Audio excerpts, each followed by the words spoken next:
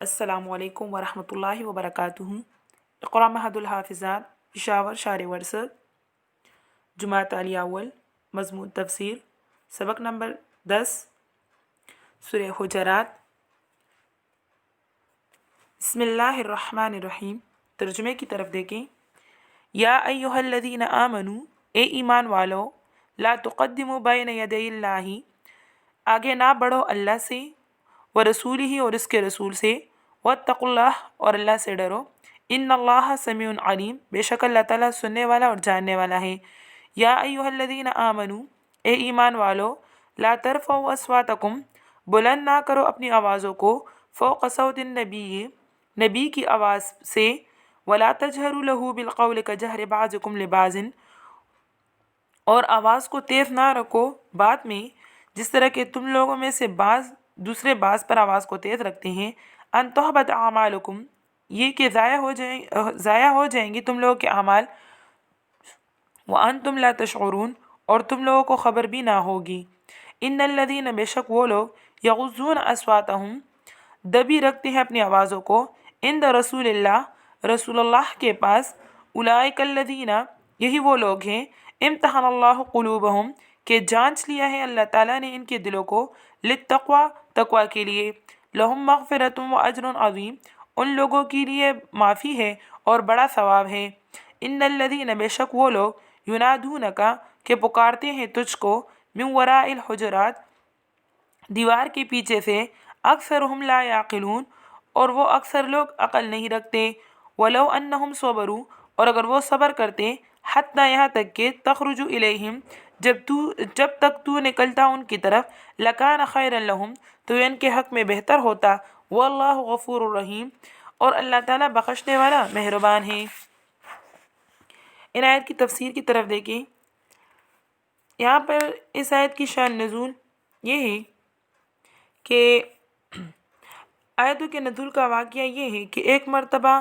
قبیلے بنو تمیم کے لوگ حضور صلی اللہ علیہ وسلم کی خدمت میں حاضر ہوئے، اور ان کے درمیان یہ بات قابل غور تھی کہ اس قبیلے پر حاکم کس کو بنایا جائے۔ حضرت ابو بکر رضی اللہ تعالیٰ عنہ نے قعقاع ابن معبد کی طرف رائے دی، اور حضرت عمر رضی اللہ تعالیٰ عنہ نے اقرع ابن حابس کے متعلق رائے دی۔ یعنی حضرت ابو بکر رضی اللہ تعالیٰ عنہ کا یہ مقصد تھا کہ قعقاع ابن معبد کو حاکم بنایا جائے، اور عمر رضی اللہ تعالیٰ عنہ فرماتے تھے کہ اقرع ابن حابس کو حاکم بنایا جائے۔ اس معاملے میں حضرت ابو بکر رضی اللہ تعالیٰ عنہ اور عمر رضی اللہ تعالیٰ عنہ کے مابین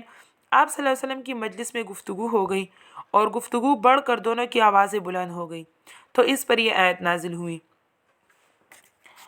اور اس صورت کا ماقبل سے ربط یہ ہے کہ اس سے پہلے دو صورتوں میں جہاد کے احکام تھے، جس سے عالم کی اصلاح مقصد تھی، اور اس صورت میں نفس کی اصلاح کے احکام اور آداب ذکر ہیں۔ یہ صورت مدنی صورت ہے، اور اس میں 18 آیتیں اور 2 رکوعات ہیں۔ اب ان آیات کی تفسیر کی طرف دیکھیں۔ یہاں پر ان آیات کے بارے میں آتا ہے، لا تقدموا بین یدی اللہ ورسولہ، بین الیدین، اس کے اصل معنی دو ہاتھ کے درمیان ہے، تو مراد اس سے سامنے کی جہت ہے، یعنی رسول صلی اللہ علیہ وسلم کے سامنے پیش قدمی نہ کرو، یعنی کسی چیز میں پیش قدمی کو منع فرمایا ہے۔ قرآن کریم نے اس کو ذکر نہیں کیا، جس میں اشارہ عموم کی طرف ہے کہ کسی قول یا فعل میں حضور صلی اللہ علیہ وسلم سے پیش قدمی نہ کرو، یعنی اس سے آگے نہ بڑھو، بلکہ انتظار کرو کہ رسول اللہ صلی اللہ علیہ وسلم کیا جواب دیتے ہیں۔ ہاں، آپ ہی کسی کو جواب کے لیے حکم دے تو وہ جواب دے سکتا ہے۔ اسی طرح اگر آپ چل رہے ہیں تو کوئی آپ سے بڑھ کر آگے نہ جائے، اور اس طرح اگر کھانے کی مجلس ہے تو آپ صلی اللہ علیہ وسلم سے پہلے کھانا شروع نہ کریں، مگر یہ کہ آپ کی تصریح ہو، تو یعنی تصریح سے ثابت ہو جائے، یا آپ صلی اللہ علیہ وسلم خود ہی کسی کو آگے بھیجنا چاہتے ہیں، جیسے سفر اور جنگ میں کچھ لوگوں کو آگے چلنے پر حکم کیا جاتا تھا۔ اسی طرح بعض علماء نے فرمایا کہ علماء کا بھی یہی حکم ہے، کیونکہ وہ انبیاء کے وارث ہے، اور دلیل اس کے یہ واقعہ ہے کہ ایک دن حضرت ابو درداء رضی اللہ تعالیٰ عنہ کو رسول اللہ صلی اللہ علیہ وسلم نے دیکھا کہ حضرت ابو بکر رضی اللہ تعالیٰ عنہ کے آگے چل رہے ہیں، تو آپ صلی اللہ علیہ وسلم نے تنبیہ فرمائی، اور ان کو فرمایا کہ کیا تم ایسے شخص کے آگے چلتے ہو جو دنیا اور آخرت میں تم سے بہتر ہیں، اور فرمایا کہ دنیا میں آفتاب کا طلوع اور غروب کسی ایسے شخص پر نہیں ہوا جو انبیاء کے بعد ابو بکر رضی اللہ تعالیٰ عنہ سے بہتر ہو۔ تو اس لیے علماء نے فرمایا کہ اپنے استاذ اور مرشد کے ساتھ بھی یہی ادب کا خیال رکھنا چاہیے، یعنی ان کے سامنے، اپنے استاذ کے سامنے بھی تیز آواز میں بات نہیں کرنی چاہیے، اور اسی طرح اپنے استاذ سے بھی آگے بڑھنا نہیں چاہیے۔ آگے فرماتے لا ترفعوا اصواتکم فوق صوت النبی، یہ دوسرا ادب، مجلس کا ادب وہ بیان کر رہے ہیں کہ رسول اللہ صلی اللہ علیہ وسلم کے سامنے آپ کی آواز سے زیادہ بلند آواز کرنا یا بلند آواز سے اس طرح باتیں کرنا جیسے آپس میں ایک دوسرے سے بے محابہ گفتگو کیا کرتے ہیں، تو یہ ایک قسم کی بے ادبی اور گستاخی ہے۔ چنانچہ اس آیت کے نزول سے صحابہ کرام کا یہ حال ہو گیا کہ حضرت ابو بکر صدیق رضی اللہ تعالیٰ عنہ نے عرض کیا کہ یا رسول اللہ صلی اللہ علیہ وسلم، قسم ہے کہ آپ اب مرتے دم تک آپ سے اس طرح بولوں گا جیسے کوئی کسی سے سرگوشی کرتا ہے۔ اور اسی طرح عمر رضی اللہ تعالیٰ عنہ اس قدر آہستہ بولنے لگے کہ بعض اوقات دوبارہ پوچھنا پڑتا تھا، اور حضرت ثابت ابن قیس رضی اللہ تعالیٰ عنہ ان کی آواز بلند تھی، یعنی تیز تھی، تو جب انہوں نے یہ آیت سنی تو وہ رونے لگے اور ڈر گئے، رونے لگے اور اپنی آواز کو انہوں نے گھٹایا۔ اسی طرح قاضی ابو بکر ابن عربی نے فرمایا کہ رسول اللہ صلی اللہ علیہ وسلم کی تعظیم اور ادب آپ صلی اللہ علیہ وسلم کے وفات کے بعد بھی ایسا ہی واجب ہے جیسا کہ ان کی زندگی میں تھا۔ اس لیے بعض علماء نے فرمایا کہ آپ کی قبر شریف کے سامنے بھی زیادہ بلند آواز سے سلام اور کلام کرنا یہ ادب کے خلاف ہے۔ اس طرح جس مجلس میں نبی کریم صلی اللہ علیہ وسلم کی احادیث پڑھی یا بیان کی جا رہی ہو تو اس میں بھی شور کرنا یہ بے ادبی ہے۔ آگے فرماتے ہیں ان تحبط اعمالکم وانتم لا تشعرون، یہاں پر لفظ تحبطہ یہ مفعول لہو ہے، کس کے لیے؟ لا ترفعوا کے لیے۔ یہ لا ترفعوا کے لیے مفعول لہو ہے جس میں حکم کی علت بتلائی گئی ہے، اور یہاں پر مصدر وہ حذف ہے، یعنی خشیت ان تحبطہ۔ معنی آیت کی یہ ہوئے کہ اپنی آواز کو نبی کریم صلی اللہ علیہ وسلم کی آواز پر بلند نہ کرو، اس خطرے کے سبب اور اس خوف کے سبب کہ کہیں تمہارے اعمال وہ ضائع ہو جائے اور تمہیں خبر بھی نہ ہو۔ یہاں پر ایک سوال ہوتا ہے، سوال یہ ہے کہ اعمال ضائع ہونا، یعنی اعمال ضائع کر دینے والی چیز، یہ تو بالاتفاق اہل سنت والجماعت صرف کفر ہے، کسی ایک کے معصیت اور گناہ سے دوسرے اعمال ضائع نہیں ہوتے، اور یہاں خطاب مومنین کو ہے اور لفظ یا ایھا الذین آمنوا کے ساتھ ہے، جس سے اس فعل کا کفر نہ ہونا ثابت ہوتا ہے، تو پھر اعمال کیسے ضائع ہوئے؟ ایک تو یہ سوال ہوا۔ دوسرا یہ کہ جس طرح ایمان ایک فعل غیر اختیاری فعل ہے، ایمان ایک فعل اختیاری ہے، یعنی ایمان جو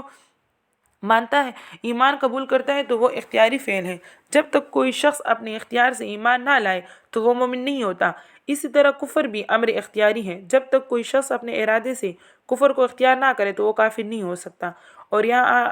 آیت کے آخر میں یہ تصریح فرمائی کہ وَأَنْتُمْ لَا تَشْعُرُونَ، یعنی تمہیں خبر بھی نہ ہوگی، تو اعمال کا ضائع ہونا جو خالص کفر کی سزا ہے تو وہ کیسی جاری ہوئی؟ تو اس کی توجیہ، جواب اس کا یہ ہے، حکیم الامہ رحمہ اللہ نے بیان القرآن میں اس کی توجیہ ایسے بیان کی ہے کہ اس سے تمام سوالات ختم ہو جاتے ہیں۔ وہ یہ ہے کہ آیت کے معنی یہ ہے کہ مسلمانوں، تم رسول صلی اللہ علیہ وسلم کی آواز سے اپنی آواز بلند کرنے سے بچو، کیونکہ ایسا کرنے میں خطرہ ہے کہ تمہارے اعمال ضائع ہو جائیں، اور وہ خطرہ اس لیے ہے کہ رسول اللہ صلی اللہ علیہ وسلم سے پیش قدمی یا ان کی آواز پر اپنی آواز کو بلند کر کے غالب کرنا یہ ایک ایسا امر ہے کہ جس سے رسول صلی اللہ علیہ وسلم کی شان میں گستاخی ہو سکتی ہے، یعنی گستاخی کا احتمال ہے، اور یہ نبی کریم صلی اللہ علیہ وسلم کو ایذا پہنچانے کا سبب ہے۔ اور اگرچہ صحابہ کرام سے یہ وہم نہیں ہو سکتا کہ وہ ارادے سے کوئی ایسا کام کریں جو نبی کریم صلی اللہ علیہ وسلم کی ایذا کا سبب بنے، لیکن بعض اعمال اور افعال جیسے کہ تقدم، پیش قدمی کرنا یا آواز کو اونچا کرنا، یہ ایذا کے قصد اور ارادے سے نہ ہو، پھر بھی ان سے ایذا کا احتمال ہے، یعنی وہ نبی کریم صلی اللہ علیہ وسلم کو اس سے تکلیف پہنچا سکتے ہیں، تو اس لیے یہاں پر اس کو مطلقاً ممنوع قرار دیا ہے اور اس کو گناہ قرار دیا۔ اور بعض گناہ ایسے ہوتے ہیں کہ اس کے کرنے سے توبہ اور اعمال صالحہ کی توفیق بھی سلب ہو جاتی ہے، اور جب وہ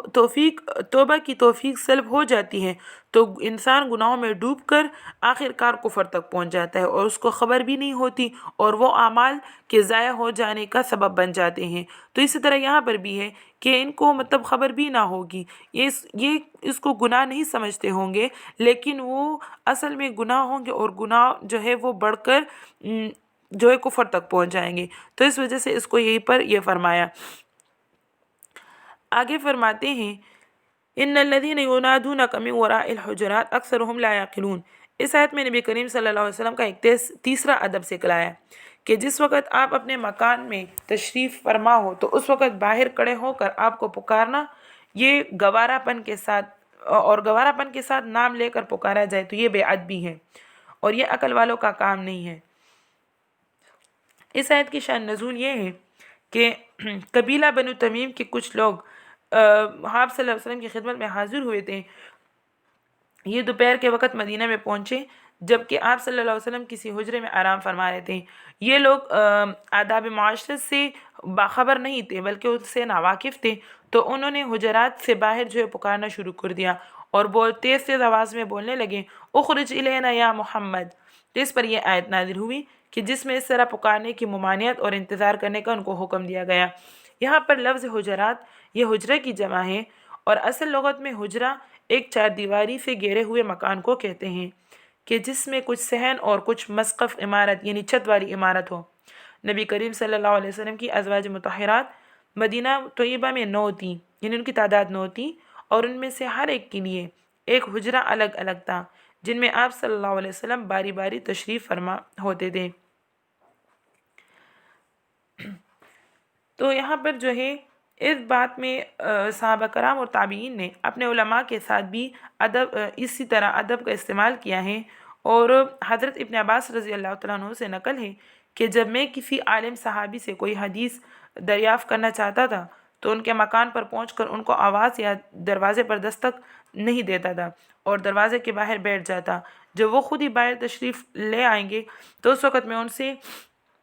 مسئلہ پوچھتا تھا۔ وہ مجھے دیکھ کر فرماتے کہ اے رسول صلی اللہ علیہ وسلم کے چچا زاد بھائی، آپ نے دروازے پر دستک کیوں نہیں دی؟ تو ابن عباس رضی اللہ تعالیٰ نے فرمایا کہ عالم اپنی قوم میں نبی کے مثل ہوتا ہے، اور اللہ تعالیٰ نے نبی کی شان میں یہ ہدایت فرمائی ہے کہ ان کے باہر آنے کا انتظار کیا جائے۔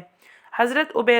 ابو عبیدہ رضی اللہ تعالیٰ عنہ نے فرمایا کہ میں نے کبھی کسی عالم کے دروازے پر جا کر دستک نہیں دی بلکہ اس کا انتظار کیا کہ وہ خود ہی جب باہر تشریف لے آئیں گے تو اس وقت ان سے ملاقات کروں گا۔ تو یہاں پر اس بات کی ہدایت کی جا رہی ہے کہ جب نبی کریم صلی اللہ علیہ وسلم کے پاس یا کسی عالم کے پاس پہنچا جائے، ان سے کوئی مسئلہ دریافت کرنے کے لیے چلے جائیں تو تیز آواز سے ان کو گوارے پن کی طرح نہ بلایا جائے بلکہ باہر ان کا انتظار کیا جائے۔ صدق اللہ العظیم۔ وآخر دعوانا ان الحمد للہ رب العالمین۔ السلام علیکم ورحمۃ اللہ وبرکاتہ۔